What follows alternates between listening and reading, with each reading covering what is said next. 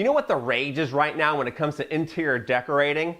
Well, it's called planted terrariums, where you take houseplants and you shove them full of all different varieties, and you can either have a glass lid on top or not. And they look great on bookcases and on fireplace mantles, even coffee tables. Well, we went a step further. We went ahead and created pumpkin terrariums, and these pumpkin terrariums are awesome because they're done in layers, and they kind of remind me of the ant farms from the 70s. If you remember, we used to have these little clear plastic boxes where the ants lived, and they made these little layers of sand. That's exactly kind of what it looks like. Instead, we did it in layers of pumpkins and green sheet moss. Now, you can find green sheet moss at a local florist. Now, you don't want to pre-moisten it because we don't want the moisture between the layers because it will mold the gourds.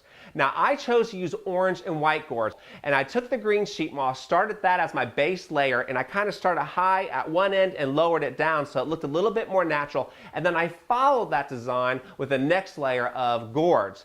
Now, you can do mixed gourds if you want, whatever you choose to do. I stopped about 6 inches from the top of the terrariums just to give me enough space to put these great branches, and these are buckeye branches that grew in my backyard. Gives it a little bit more of a spooky feeling. And then for the final touches, I went ahead and put this glazed bowl on a stack of books full of mixed gourds. The end result is I have a beautiful autumn display. I'm Chris Olsen. Live life to the fullest.